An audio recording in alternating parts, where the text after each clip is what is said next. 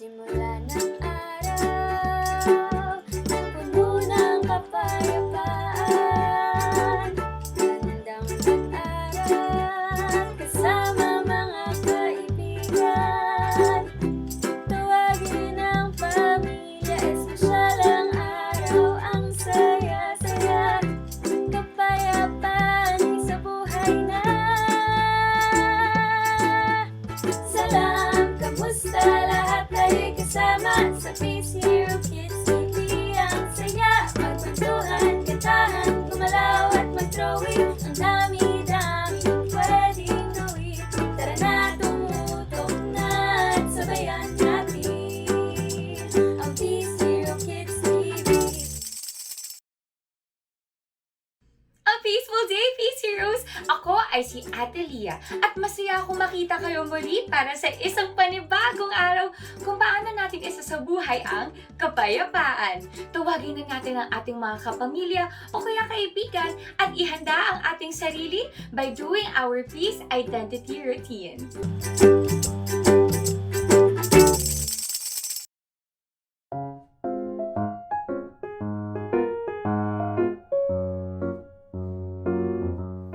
Grabe, sobrang hirap naman yata nito.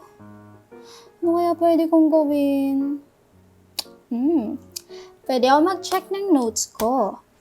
Pwede rin ako mag-search online. At mas lalong pwede kong tanungin yung mga kaklase ko ng sagot nila.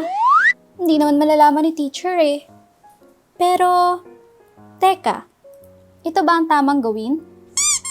Peace Heroes, ito ay isang halimbawa na kailangan natin maging matapat kahit walang ibang nakatingin. Ang tawag dito ay integrity o integridad. Napapractice natin ang integrity sa ating pang-araw-araw na buhay. Tandaan, Peace Heroes, it's better to get an honest 0 than a cheated perfect score. Pero, huwag nating kalimutan na magsumikap upang hindi makakuha ng 0 o mababang marka sa ating mga aralin. Paano? Balik na ako sa quiz ko ah!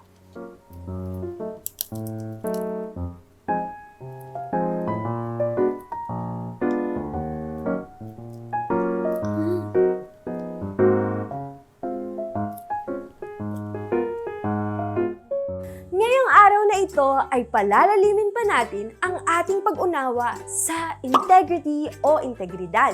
Nabanggit natin kanina na mahalaga na gawin natin ang tamang bagay kahit walang nakakakita o nakakaalam. Yan ang integrity o integridad.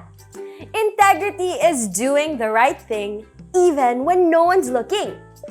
Ang pagpapractice o pamumuhay ng may integridad ay hindi nangangahulugan na lagi tayong aasa na may magsasabi sa atin ng mga dapat at hindi dapat gawin. Oo, makakatulong sa atin ang ibang tao para gabayan tayo. Pero kaakibat ng integridad ang responsibilidad. Dapat marunong din tayong maging responsable sa ating mga iniisip, sinasabi at ginagawa.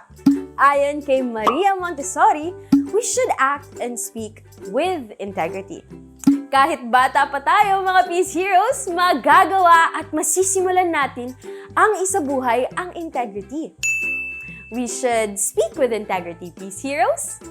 Ilan sa mga halimbawa ni Maria Montessori ay pagsasabi natin ng please, thank you, at sorry. Pagsasalita ng katotohanan o hindi pagsisinungaling. Hindi tayo ng chichismis o nagkakalat ng mga balita, lalo na kung personal na impormasyon tungkol sa ibang tao. At mahalaga rin na we act with integrity araw-araw. Paggawa ng tama kahit na walang nakakita, pag-aalok ng tulong sa ibang tao at bukal ito sa puso natin o sincere tayo, pinagtatanggol natin ang iba. Lalo na kung alam nating nahihirapan sila na ipagtanggol ang kanilang sarili. Pagpaparamdam sa ibang tao na safe o ligtas sila sa atin. At marami pang mga paraan para makita natin na we are acting with integrity. Kayo ba, Peace Heroes? May naiisip ba kayo?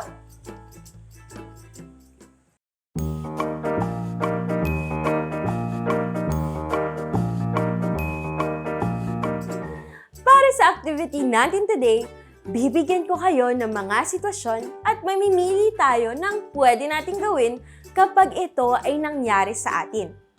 Handa na ba kayo? Scenario 1. Gutom ka na at wala kang pera dahil hindi ka binigyan ng baon. Pagpasok mo sa room ay nakita mo ang wallet ng teacher mo na may nalabas na pera. Ano ang gagawin mo? A. Kukuha ka ng 20 at ipambibili ng pagkain. 20 lang naman eh. B. Kukunin mo ang wallet, total wala namang ibang tao at walang makakita sa'yo. C. Kukunin mo ang wallet at ibabalik kay teacher. Ano ang iyong gagawin? Tama, Peace Heroes! Ibabalik natin ang wallet kay teacher.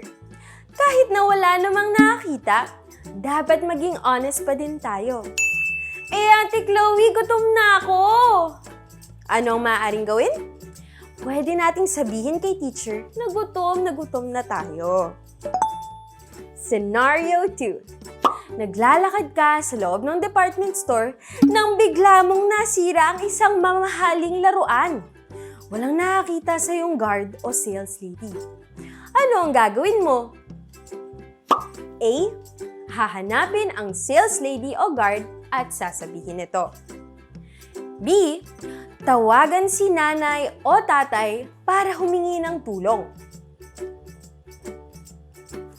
C. Tumakbo ng mabilis bago pa man may makakita sa'yo.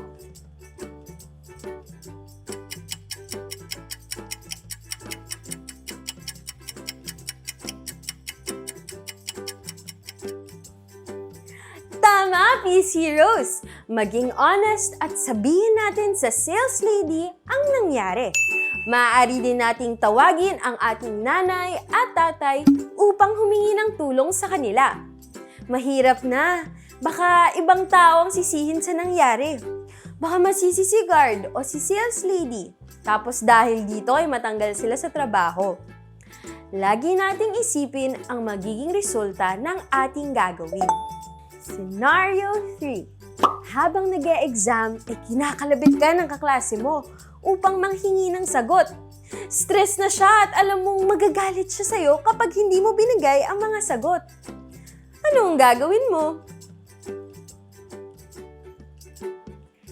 A.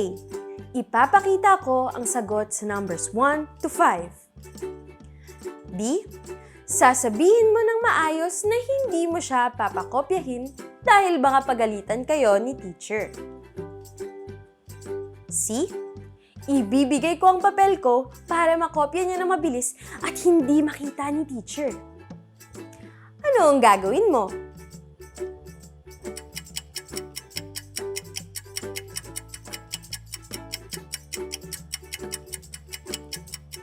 Tama! Letter B. Sabihin natin ng maayos upang hindi sila masanay na gawin ang hindi tama. Para mas lalong mapadali ang pag-intindi natin sa salitang integridad, tuturuan ko kayo ng importanteng teknik. Tuwing meron tayong bagay na gustong gawin sa ibang tao, isipin natin palagi kung matutuwa ba tayo o hindi kung sa atin gagawin yung bagay na yon. Kung masasaktan ba tayo o hindi. At kapag meron tayong bagay na gustong gawin sa isang mahirap na sitwasyon habang walang nakakita, lagi nating isipin hindi lamang kung ano ang maaaring kalabasan, kung makikita o mahuhuli tayo, kundi mas mahalaga ay kung tama ba o mali ito ayon sa mga values natin bilang Peace Heroes. Sana may natutunan kayo sa ating simple ngunit napaka-importanting value na integrity. Kahit bata pa lamang tayo, kailangan nating matuto na mabuhay ng may integridad. Mahalaga ang pagkakaroon nito sa ating pakikipagkapwa upang magkaroon tayo ng peaceful life at interaction sa ating mga kapamilya, kaibigan, at kahit sa hindi natin kakilala. Maraming salamat sa pagsama sa ating Peace Time, Peace Heroes! Nag-enjoy ba kayo? Sana ay marami kayong natutunan kung paano nga ba natin may sasabuhay ang kapayapaan sa pang-araw-araw. Maaari nyo ding i-share ang video na ito sa inyong mga kaibigan, kaklase o kapatid upang maging Peace Hero din sila katulad mo. Abangan nyo kami ulit! Tara, tumutok na at sabayan natin ang Peace Hero Kids TV. Hanggang sa muli, paalam!